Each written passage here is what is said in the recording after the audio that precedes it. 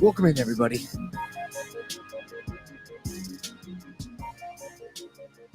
Thank you for joining me. My name is Caleb Nail. This is Nailed It Sports, this show where we talk about Jesus, life, and we throw in sports. We have a good time. You can follow me on YouTube, Nailed It Sports. You can follow me on X, Caleb_Nail. It's been I think I missed a lot Monday. Just a little update. So we recorded Friday, and that night, my grandpa passed away. So I decided to take a break from everything, be with the family that's here, and then we have family that's coming out next week. It's been a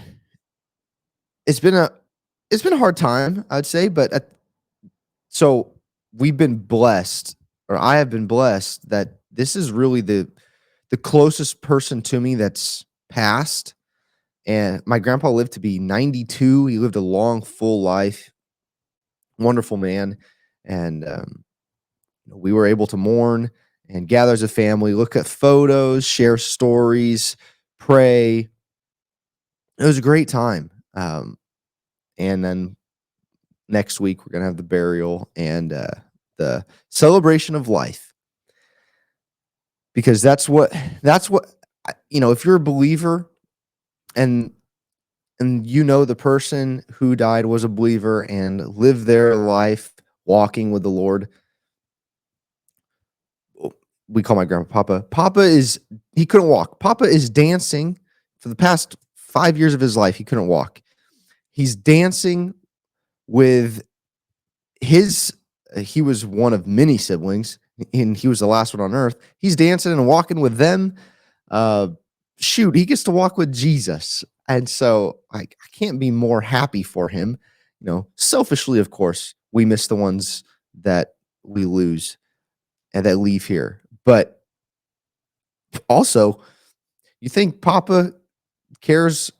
I'm sure he wants the best for us. But at the same time, see you guys. I'm walking with Jesus. I got a lot of questions for him and all the other people in the Bible. So and this is one of the reasons why we talk about Jesus on Nailed It Sports, is because I want people to know Jesus so that you could spend eternity with him. I heard something and I had to check myself the other day, and we're going to get to James 1, by the way. Don't worry. I haven't forgot about James. We're still in James 1. And today's about temptation. It's good. It's good. I sliced my finger open. Sorry, YouTube. Probably looked like I flipped you off. My bad. I'm checking it. So when people pass away, I want us to know that they're in heaven in eternity, spending the rest of eternity with Jesus, with the in paradise. That's the mission, right? And also the mission is, and I think more importantly, is for people to spend their life on earth with Christ, living abundantly. And I think the Western church forgets that. We're more concerned with scaring people into heaven, or at least it used to be that way. I think it's changing. But it's either scaring people into heaven or scaring people away from hell. Well, that's not it. It's we are sharing the abundant life with Christ, right? And someone told me, and this is what was challenging, is the millennials and Gen Z have gone into the Christian Gen Z and millennials have gone into this way of sharing faith as in, I want you to feel good. So that's why you need to follow Jesus. Right. And I've shared that with you here before. And I don't think that's wrong. I think there's something right to they're right saying that because your life drastically improves when you follow Jesus and you have to be careful when you say that because following Jesus is going to come with challenges and persecution. But it's for but you now you know why, and it's for people to live the abundant life, and it brings peace and love in not only your life, but what is more important, and more importantly than making people feel good, is making sure that they know Jesus. Right? This is not a love is love message. Jesus is not a love is acceptance message. And that's going to get me into James 1 verse 13. So if you have a Bible there or your phone, feel free to open up there and follow along with me. I always like to follow along when someone's reading the Bible. And then I would challenge you after this, go back and read through James 1. All right, James chapter 1, verse 13. When tempted, no one should say, God is tempting me. For God cannot be tempted by evil, nor does he tempt anyone. But each person is tempted when they are dragged away by their own evil desire and enticed. Then, after desire has conceived, it gives birth to sin. And sin, when it is full grown, gives birth to death. Don't be deceived, my dear brothers and sisters. Every good and perfect gift is from above, coming down from the Father of the heavenly lights, who does not change like shifting shadows. Praise God. He chose to give us birth through the word of truth, that we might be a kind of first fruits of all he created. I think that's challenging. I think there's hope in that. At the end there, I really this is short. It's 3 verses or 5 verses, but I really like it. When tempted, no one should say God is tempting me. For God cannot be tempted by evil, nor does he tempt anyone. But each person is tempted when they are dragged away by their own evil desire and enticed. Early on in my walk with Christ, I would talk to God that way, as in saying, God, why are you tempting me with these things? And I think a lot of people speak that way and think that way. And it's not true. And now, after I've prayed about this for the past 8 months, 9 months, James is right. James is very wise. God he does not tempt you. He will not make you sin. God can allow temptation. Read the book of Job. But then it is up to you to choose what you do with those temptations. Again, read the book of Job. How about read Joseph, the story of Joseph? He was tempted by women. And I think Joseph is a great story, by the way. I would go read Joseph. Has so much in it. It's so relatable. Kind of. What he went through, much different. But there's themes in it that are very relatable. But God does not tempt us. Once again, he does not want us to sin. Right? I mean, he cannot be tempted, and he does not tempt anyone. It is that person when they're dragged away by their own evil desire and enticed. And that's what the evil one does, right? Tempting and enticing with little white lies here and there. This, oh, it's okay. Eat the fruit. It's fine. You'll be like God. It's it's good. It's good. If it feels good, it must be good. Right? It's pleasurable, but it brings death. It gives birth to sin, and sin, when it is full grown, gives birth to death. I think people say, well, how, like, we think of death as in the physical body dying. I think once you start your walk with Christ, death changes from a physical death to a spiritual death, right? And you see people who are dead walking around, right? This is true. I mean, you go look around. There are people that are, their spirits are rejecting Christ. They're not living a fulfilling life, and I would call them dead. The wonderful thing is that we could be born again, and we must be born again if we would like to walk with Christ. And I would say, and I would tell people, you should want to walk with Christ because one, it is a fulfilling life.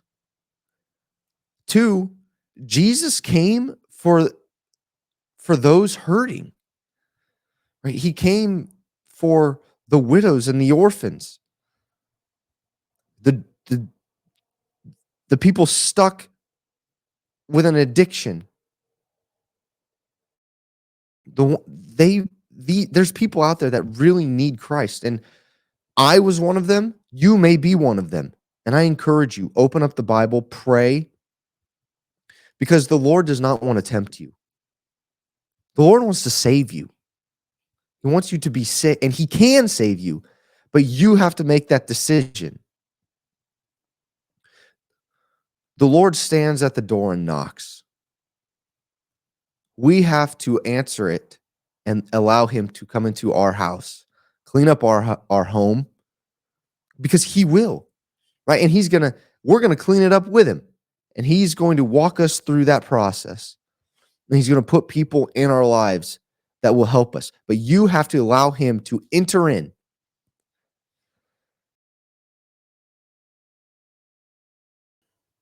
I encourage you to keep on reading James 1.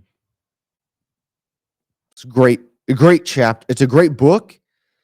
It's a great chapter. Friday we'll get to we'll start in verse 19. Okay, what do we have going on today? We're going to talk a lot of football today. I went and listened back to some of these, and I realized I was lacking in the sports side of things, which is fine. I would much rather talk about Jesus and then lack other things. But we're also called as Christians to be, diligent and do a good job in our work. And so I want to do a good job, not only in spreading the gospel, but in what else and everything He's called me to do. And in that realm, we could spread the gospel and things like that, because Christians should be good at what they do.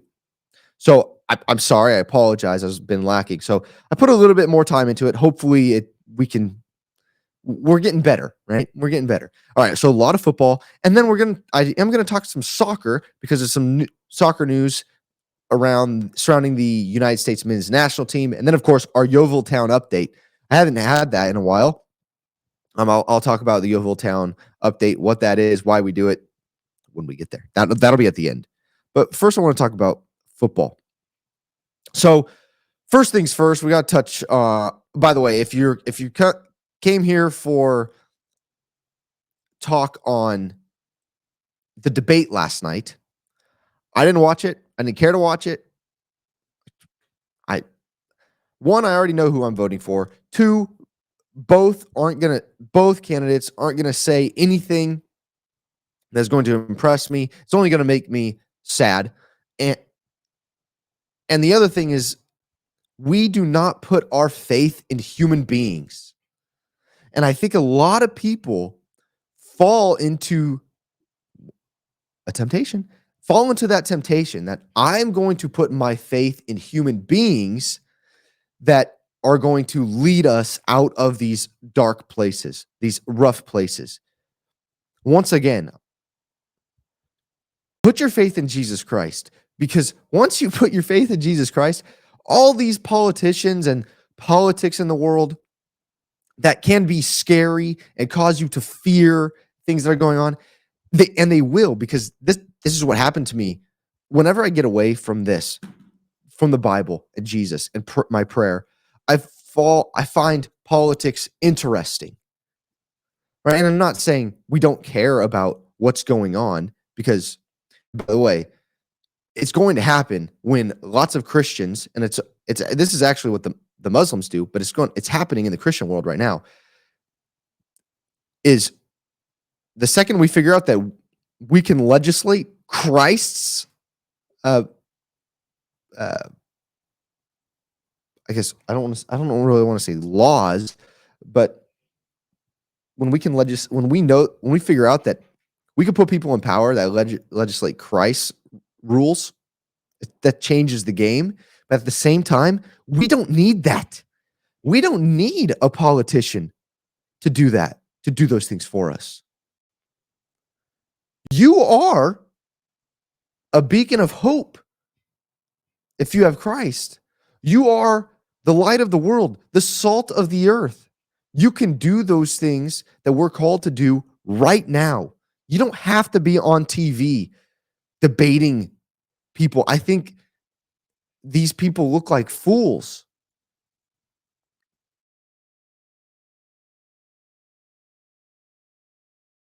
You can do it right now. Walk over to your neighbor's house. Do they know about Christ? No? Perfect. The Lord will send you.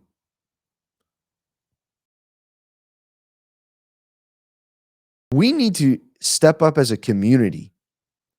We don't need to rely on politicians.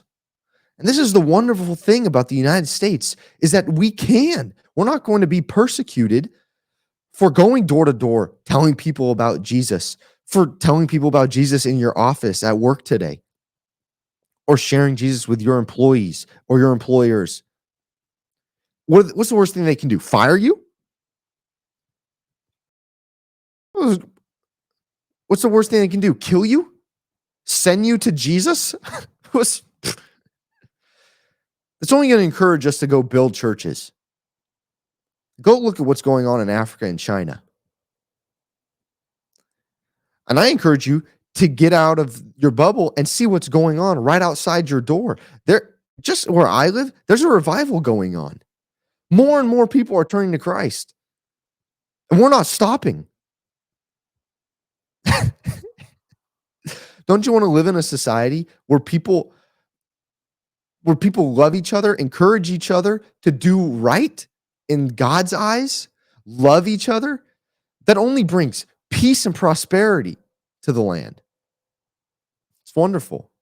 So if you came here for a talk about politics, you're not going to get it. I'm sorry. We're going to talk about legislating Christ's rules that come from the book. And the funny thing is that, okay, here's the word that actually comes to mind. It's more guidelines than rules.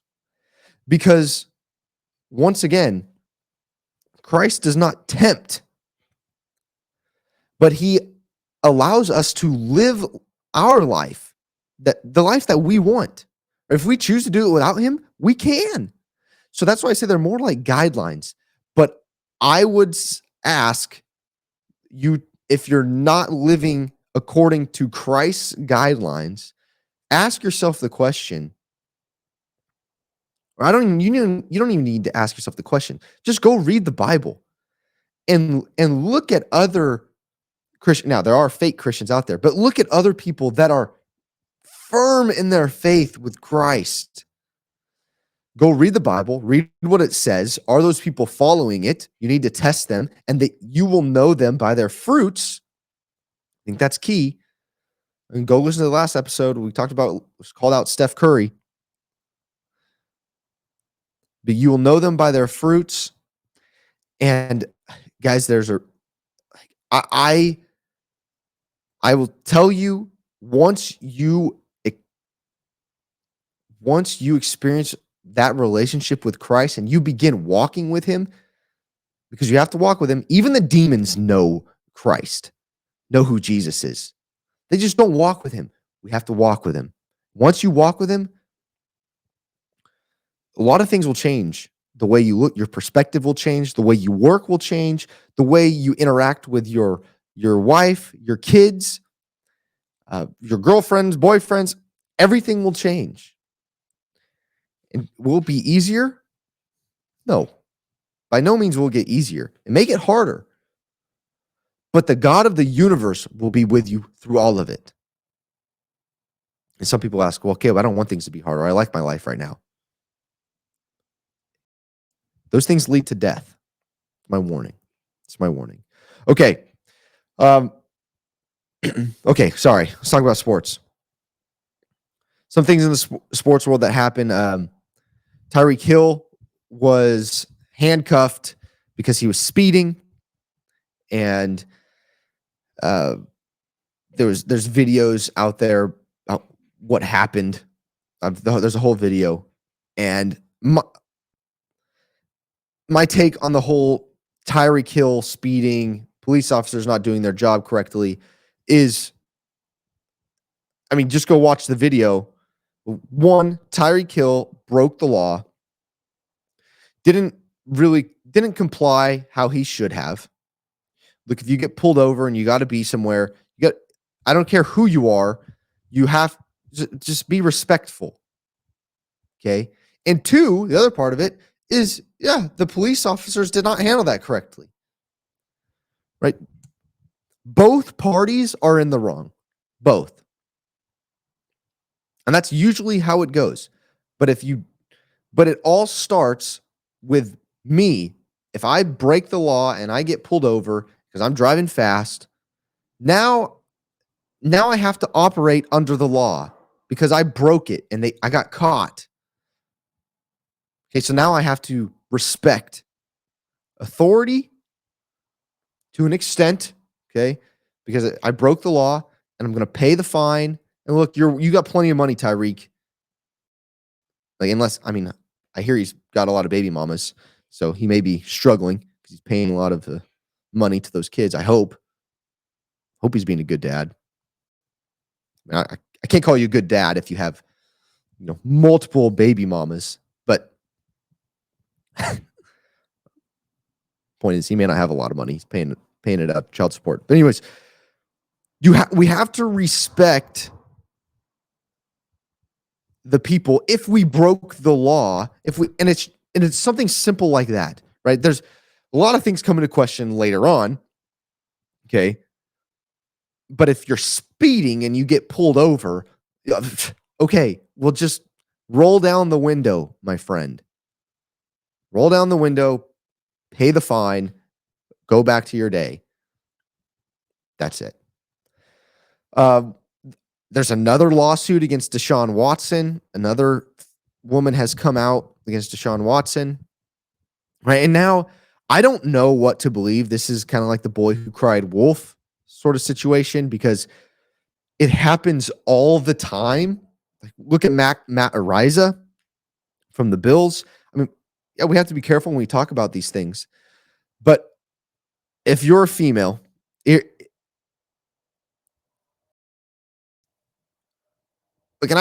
this comes from a place of love. Okay. If you're a female and you've been through something like these women have claimed, okay, do not be ashamed of telling anyone. Okay. Because here's the hard part. And this is just the honest truth about it. The hard part is when these things come out, it's hard to prove these things. Right. And if it did happen, I want that guy to be punished severely, because we do not do that.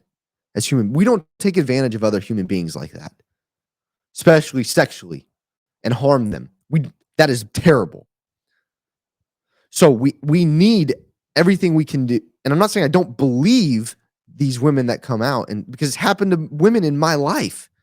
And look, if my sister comes to me and says that, you bet I'm going to believe her. But it's happened too many times when wealthy men get blamed for things that didn't happen, and then you can't prove it because it happened so long ago, we can't prove it. So here's my case. Oh, words are hard. But here's my plea to the women that go through these things, is that when you go through them, go to the church. There's honest people there. Your family, if your family doesn't support you in these things, find someone that will support you. Run to the nearest church and tell them immediately, because we want to bring justice. And if those things happen, we can't have those people running around doing that to any more people. And then I would pray for healing, find healing. It's going to be hard, but I encourage, prayer is a great way to heal. Go be around others that will lay hands on you and pray for you. Yeah, but so, it's hard. And, once again, it's hard for me to believe the Deshaun Watson stuff, because there's been so many. And then everything was fine until he stepped on the football field again. And then another one came up. Like he's in the public eye. So I'm going to pray for both. I encourage you to pray for both people here. Pray for the women that if this did happen to, that they would be healed. If it didn't, that they would stop lying and be convicted of that. And we also need to pray for Deshaun Watson. This is a hard time.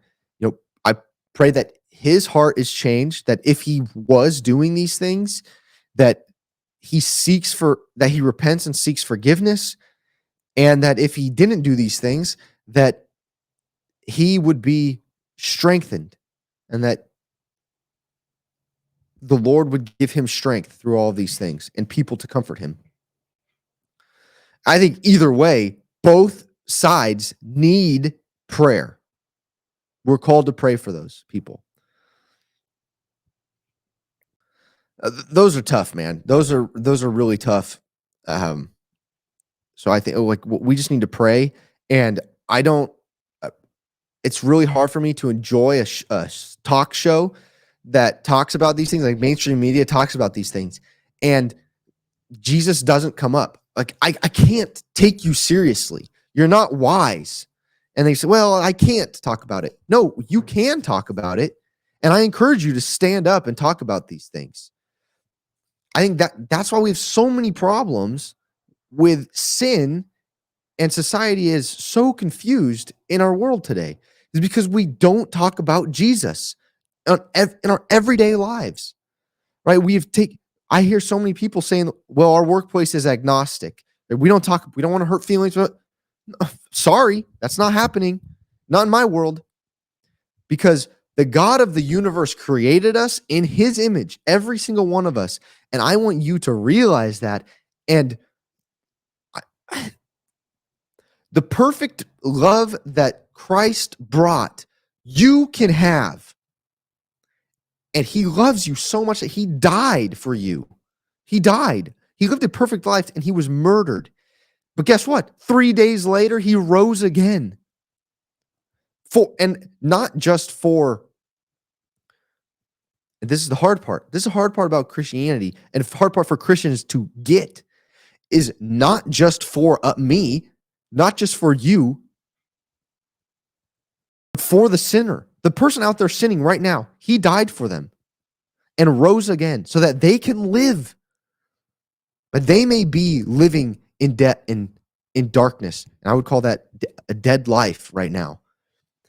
But you can tell them how to live life, live the abundant life. And they still can. But they need to seek repentance and forgiveness. but they just haven't heard it yet. And you may be the person to tell them. How did you hear about Christ? How did I hear about Christ? Somebody told me and continued telling me. They didn't invite me to a barbecue for 5 years and then one day I figured it out. They told me about it. Okay. And it's hard. All right, let's talk college football. Week 2 is always fun in college football. And then we're going to preview some Thursday and Friday college football games. And then on Friday, we'll preview Saturday college football games. Okay. Northern Illinois defeated Notre Dame. So I want to talk about that game. Right. And then I want to talk about some overrated teams. It's always fun to talk about overrated teams and underrated teams and things like that. So NIU Notre Dame, I will say Notre Dame is on that list again, overrated list. But the Northern Illinois coach said some things that I really liked, and I want us to talk about and think about. So they beat Notre Dame.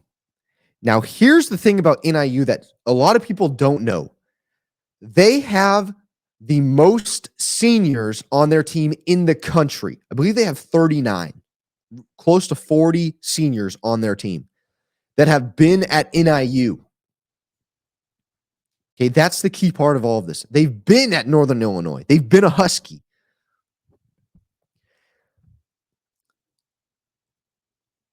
And he was asked, like, what is different? Like, you have 39 seniors. Does that play a key role? And he said, yes. This is very much like college basketball. This is the coach's words, not mine. It's very much like college basketball. We are looking to build a culture where kids want to stick around. So we're recruiting high school kids, like old school college football. I know it's already 3 years ago. It was 3 years ago when these things happened, but we're already calling it old school. We recruit high school kids. We create a culture where they want to stick around. We develop them. And so then when they're seniors, they are men, well-developed men that are playing football together. It's a team sport, right? So you have 40 men that are playing the game together. It's going to be really hard for younger, like 5-star high school recruits coming in to defeat them. And then other men, maybe boys, that have been hopping around teams and don't mesh well with the other players. Okay, that's a big deal. What NIU is doing is a big deal. They are proving, and I hope they have continued success this year because of this. And because I want them to prove the rest of college football wrong, is that you do not need the transfer portal. And I believe this. You need a good coach.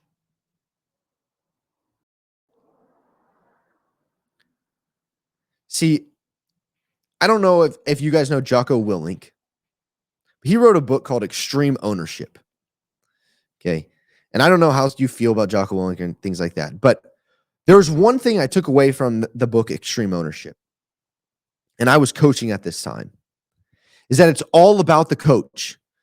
If the coach owns up to, if he takes total ownership over his program, they will be successful. Right? Because a lot of coaches will do their thing and then kind of put it on the player's plate. Right? Well, you're not doing this in your off time. No. The coach takes extreme ownership over the situation, demands certain things, and as a good overall coach, you're going to be successful. And this coach, I need to look up his name. Forgive me. Sorry, I'm typing it in. But as the season goes on, Thomas Hammock, Coach Hammock, he's awesome. His number one thing was culture. Okay. Coaches say that.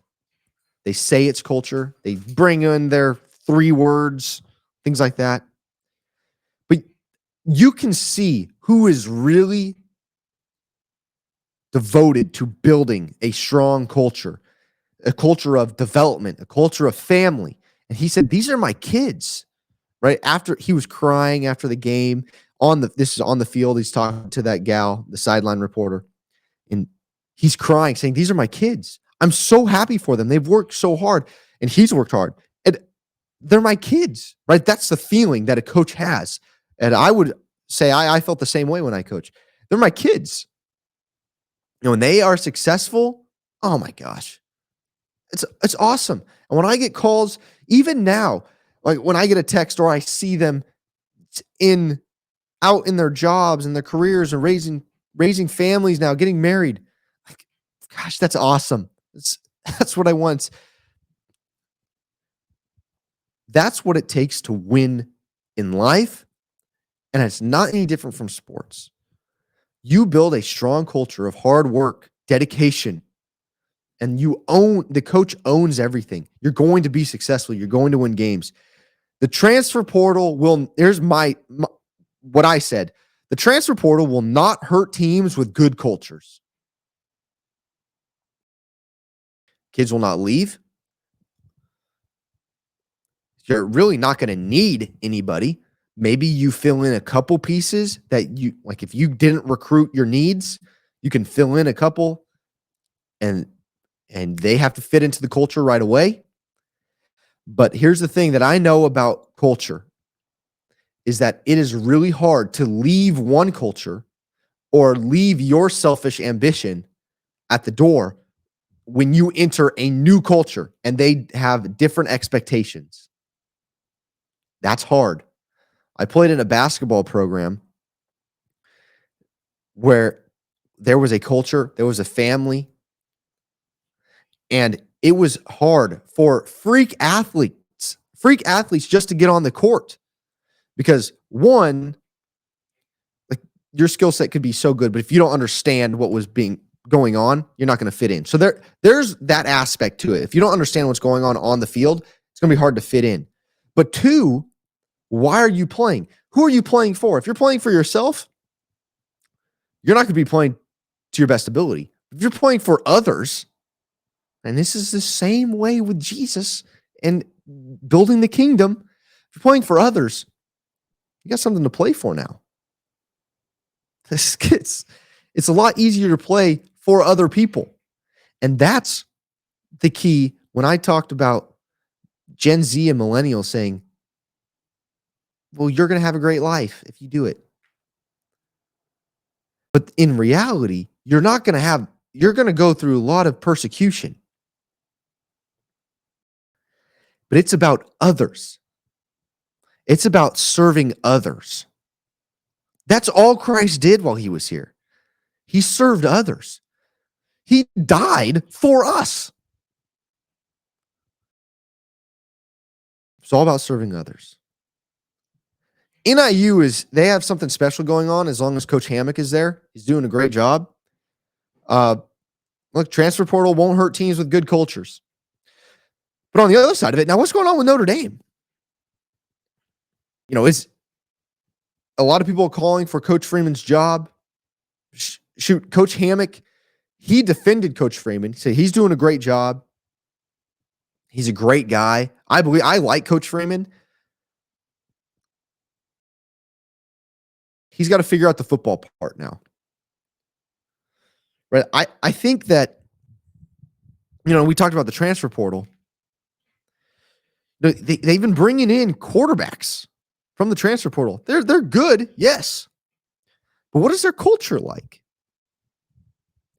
And I'm going to start asking that question more and more. These teams that struggle, what's the culture like? Are the coaches focused on development? That's one of the things that comes up every time I pay attention to Colorado is what is the culture like?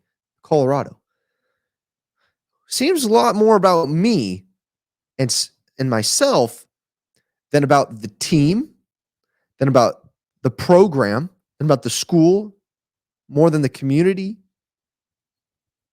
I think that's what's so special about the Central Valley is that there's a culture, and same with NIU,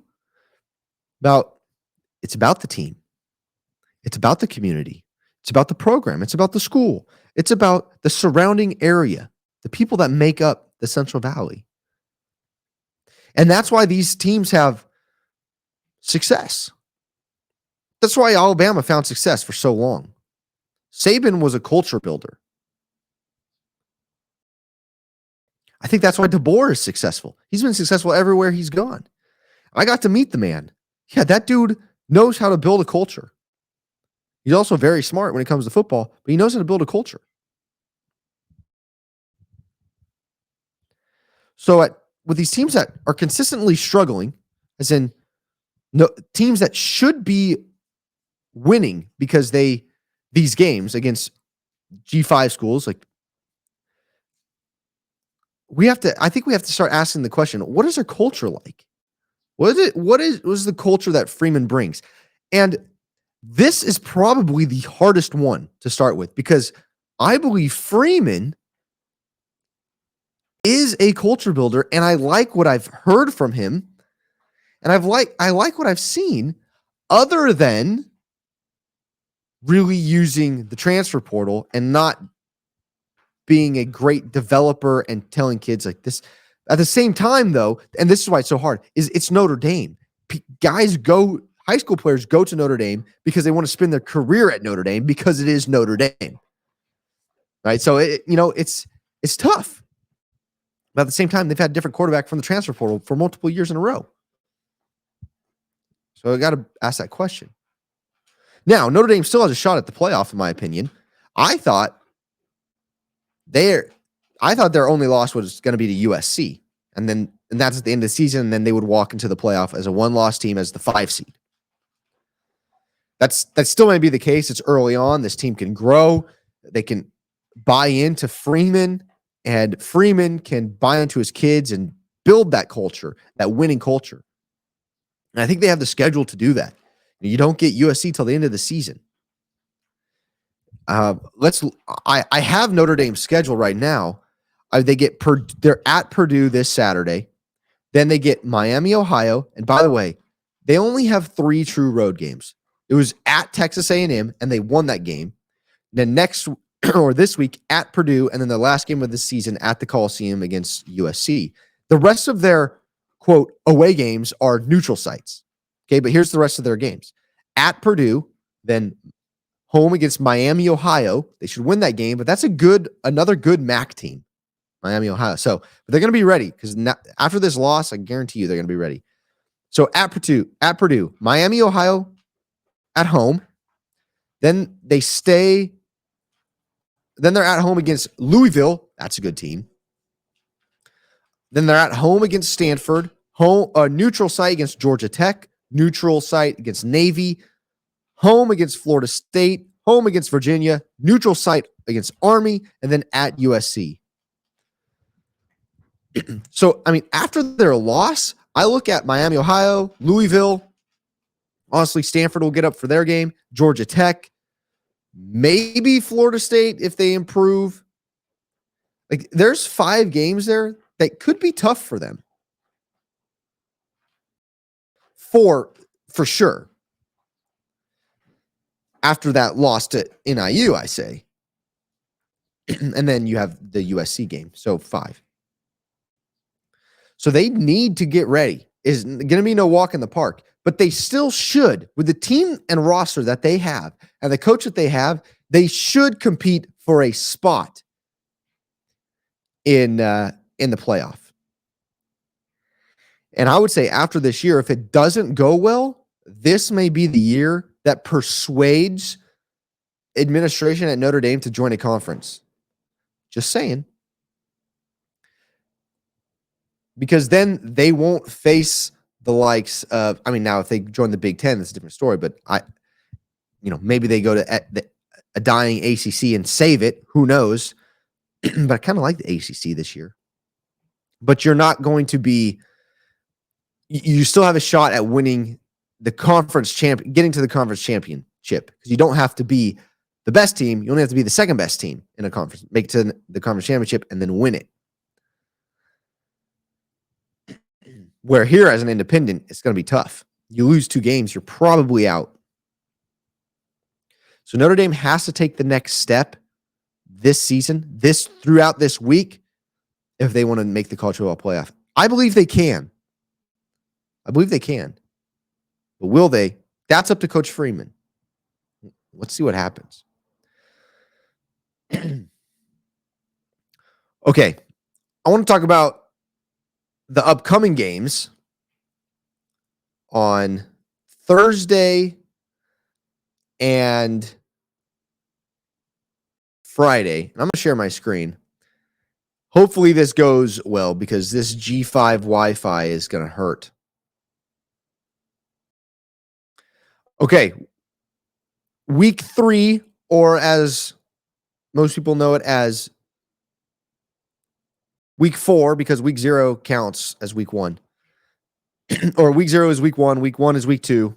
Yeah, you got me. Okay. But Thursday and Friday games, I could fit them all on one screen. Beautiful. These are going to be some fun games. Okay. Thursday night. Thursday at 4:30 afternoon. I'll still be at work when this game starts. 4:30, this is Pacific time. Arizona State travels to San Marcos, Texas. Play at Bobcat Stadium against Texas State. Both teams are 2-0. Both teams are very good. Arizona State, I really like this year. They just came off a big win against Mississippi State. And everyone says, Mississippi State is terrible this year after they lose to Arizona State. Right? This is the mainstream media because they're all East Coast people.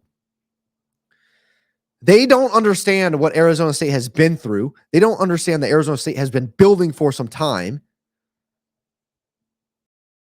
Leavitt, their quarterback, is very good. Dual threat guy. If you haven't seen Cam Scatabo play, you're missing out. Scatabo, either way, one of the coolest names. And one of the coolest and scariest running backs in the country. I am happy that this game is being aired on ESPN so that everyone can watch, and it's prime time at 4:30 because Scatabo is going to go crazy. I really like Texas State. They're one of my preseason. They're one of my favorite G5 teams. McLeod is a great quarterback. They have some very good players, but they haven't played a team like Arizona State yet. Yeah. Arizona State just beat Mississippi State. Everyone says Mississippi State's bad. They're so terrible this year. I had to listen all offseason to people talk about, watch out for Mississippi State. They could be pretty good this year. They're a sleeper. And then this happens. And well, I guess they're bad. No, guys. Arizona State is very good. They destroyed Wyoming. Wyoming's not very good this year. To my surprise, I thought they'd be better. But they put a beat down on Wyoming and dominated Mississippi State. The 2 games that Texas State played, they destroyed UTSA in a rivalry game. That's huge. I think UTSA is down this year, but they destroyed them. They did what they should against a team that's down. And then they beat Lamar 34-27. Close one. ASU is favored by 1.5. I would take ASU in this one, -1.5. And I would take the over. 59.5, and I'm still taking the over. Like, both of these teams can score. This is going to be a fun game. Please tune into this game because West Coast football is huge. Cal beat Auburn. West Coast football is is a lot of fun this year.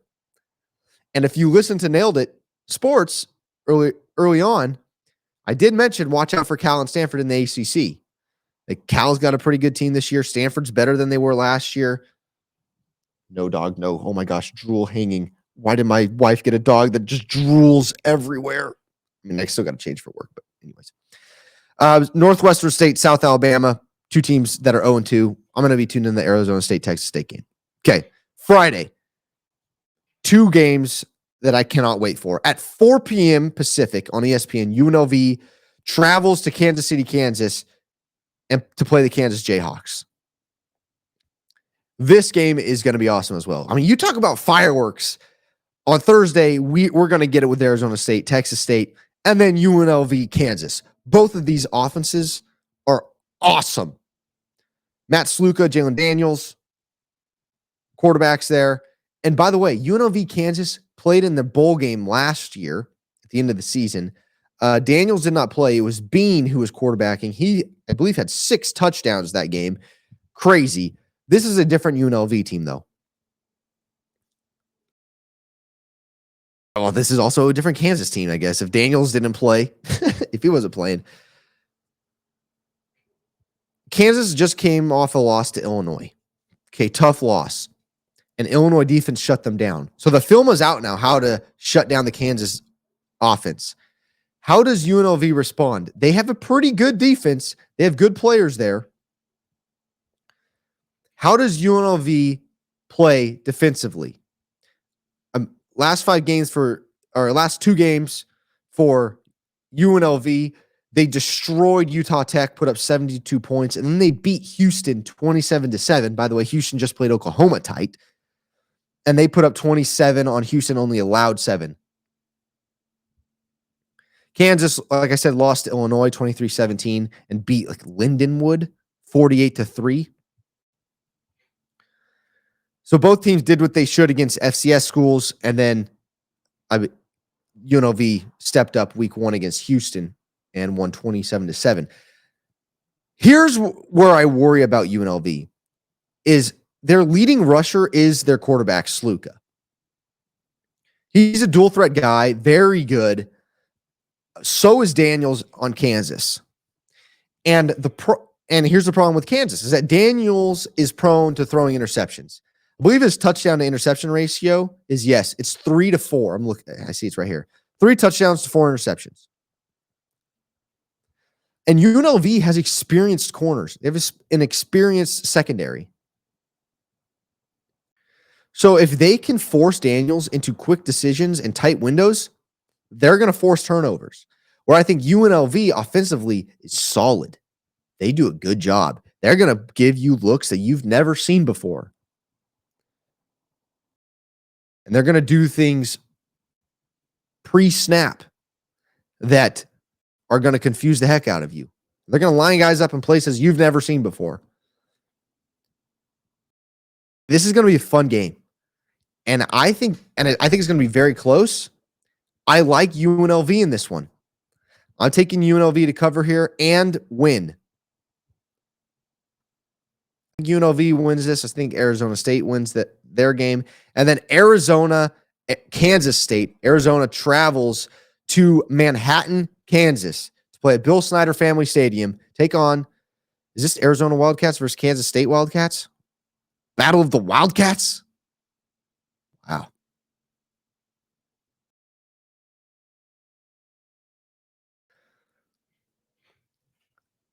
I like Fafita.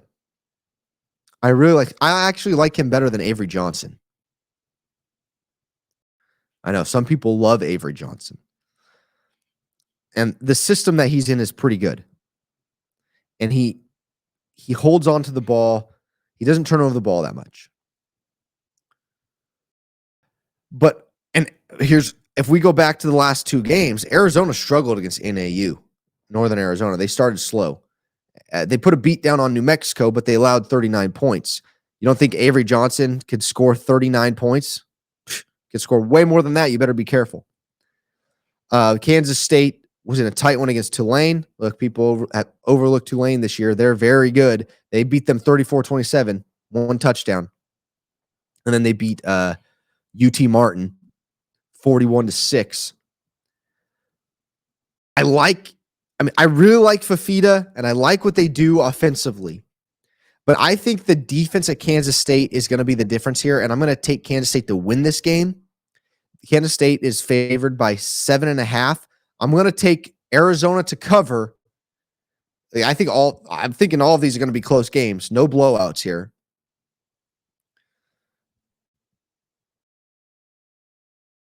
But I think Kansas State wins this game. Avery Johnson, good quarterback. I like Fafita more as a quarterback and what they do at Arizona. But I like Kansas State overall as a team. I'm going to take them to win in a tight one. Guys, there is good football Thursday and Friday. It's going to be fun football. Can't believe we're getting spoiled. Saturday, we will get there on our Friday show. We'll talk about the big games on Friday that are coming up on Saturday. Last but not least, as it's getting close to my time to get ready for work, Mauricio Pochettino has signed as the USA men's national team soccer team manager. He recently was he coached at Chelsea, at Tottenham Hotspur, coached at PSG. He's an Argentinian.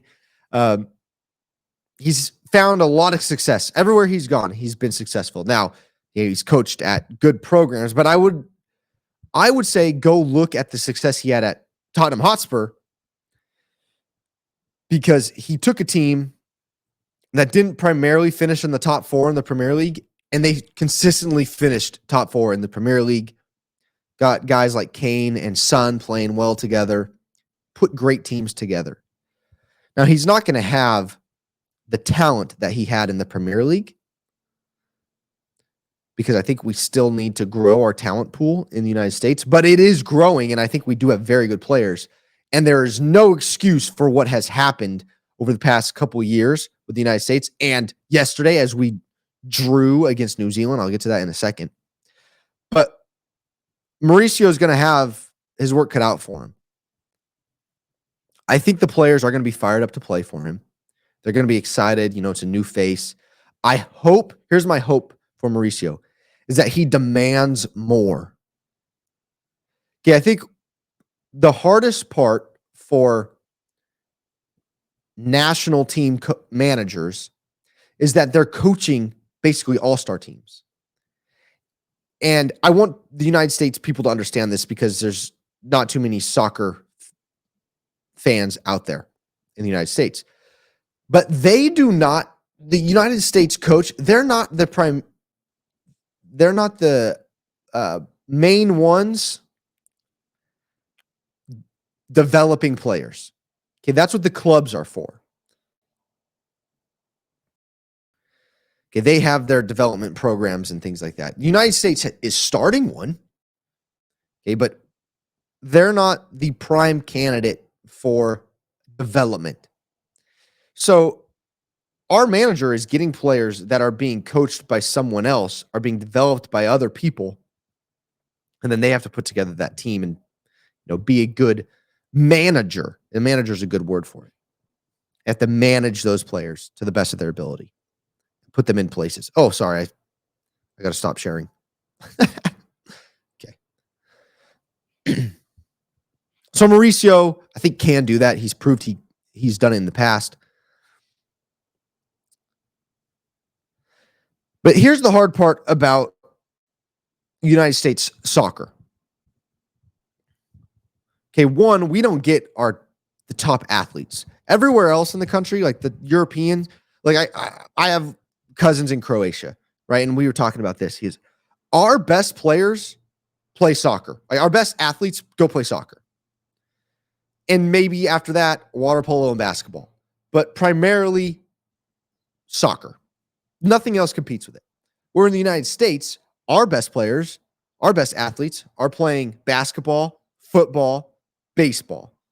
And they're split between that, right? Like if you're a great athlete, but you're like, I'm not a huge fan of basketball, I'm going to play football, I'm going to play baseball. There's 3 choices. And then after that, then you're making a choice of, do I want to go play hockey? Do I want to play golf? So many other things before soccer. I think that's kind of changing. But then even then, once you pick soccer, only people that can afford it can go play, because travel ball costs so much money. And that's our main way of getting kids in front of people. And the college soccer program is meh. it's just not. It's not good. So our good players that want to go play soccer have to go play overseas, right? Can't do families want that? Can they afford that? There's a lot to it. But here's the other thing to it. As I hit the hour mark, holy cow, sorry, I've talked way too long. As the United States is playing friendlies, so we played New Zealand in a friendly yesterday, and we drew. Not good. We should be beating New Zealand. We have an interim guy coaching right now. And our players did say they're ready to get started. They're ready to move on. But guys, we should beat teams like New Zealand. Come on. But anyways, as we're playing friendlies, Europe is playing in what they call the UEFA, which is the European Federation, whatever, for soccer. UEFA Nations League. Okay, they're playing in a competition, right, with all the European countries. Okay, so like we have our Gold Cup, right? That's the competition for CONCACAF. So North America and the Caribbean, things like those countries. We played in CONMEBOL, which is South America's competition, but they don't have enough countries to compete, so they invite other teams in the area. So some teams from North America, like Mexico, United States, we compete in that. Those are great. And Europe has their European championships. They're big, like it's the World Cup style, but just Europe playing. And they have their club championships, Champions League and things. That's the club stuff, but it's high level soccer. And then while the rest of the world is playing friendlies, they are playing in stuff that really matters, that they care about in the Nations League. They're competing for points.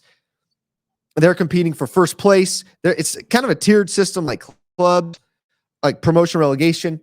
It's a lot of fun. It gives you something to play for rather than friendlies, which I'm not a fan of. Like, who tuned in? Be honest. Comment below if you tuned in. I didn't. So, we got to put our players in the best position to be successful, and we're not doing that. One, at the lower levels and the development stage, and then two, even at the professional level, we're not putting our team in the best position. We're telling them, go play friendly. This game doesn't matter. As a player, no. I'm going to go play. I would rather go play in a Sunday league for a trophy than play in a friendly for nothing. I want to play against the best. I want to play against New Zealand's best. Well, it's a friendly for New Zealand, so are they even putting out their best? No, but if you're competing for something, you're going to put out your best. I'm going to try, okay, we're going to put out my best, and then if you need to sprinkle in some younger talent because you want to see how they perform, sure, by all means. But now that younger talent knows it means something, whereas it's just a friendly, whatever. Isn't that terrible that's my mentality? Because I want to win the game, but still, it's a friendly. I'm not trying to get hurt because I got my club over here that's paying me millions of dollars in Europe. I'm not trying to get hurt. The United States needs to change the way we do soccer. We have to change it. And we have to lead the way in North America and in the Caribbean nations. We have to lead the way, and we're not. We're not. We need to step up and do that. All right, Yeovil Town update. This is the last thing. Yeovil Town is a soccer club in England. Like I said, we do soccer wrong in the United States. So it's hard to, get up and get excited for MLS soccer because there's no consequences. But in a promotion relegation league, it creates excitement. We need this in the United States. We need promotion relegation. Look, the UK doesn't do a lot of things right. They do a lot of things wrong, like free speech, things like that. But the one thing they do right is sports, promotion, relegation. That's what they do right. And Yeovil Town is a team that's been relegated year after year. And we found them back in the day on FIFA, soccer video game. fell in love with Yeovil town, like their stadium and their fan club, very similar to like the Green Bay Packers. Stadium was built by the fans, owned by the fans. So I'm all in on Yeovil, but they got relegated a couple years in a row with some poor management, poor ownership, and now they're working their way back. However, their last match was against Solihull Moors, and they lost 1-0. I don't even know if I'm pronouncing that right, but Solihull Moors scored in the 12th minute. Connor Wilkinson scored, and then Yeovil Town Glovers, they're called, were held scoreless in that game. So, table-wise, it looks like this. I want to show you what this looks like. And when I talk about a table, what I'm talking about. Okay, we're educating, doing some education here. Okay, here's the table. So you win, you get 3 points. You lose, you get 0 points. You tie, you get 1 point. You want to be in that 7-1 range. Okay, so the first place team gets promoted. Okay. After that, everyone else plays in a playoff to get promoted.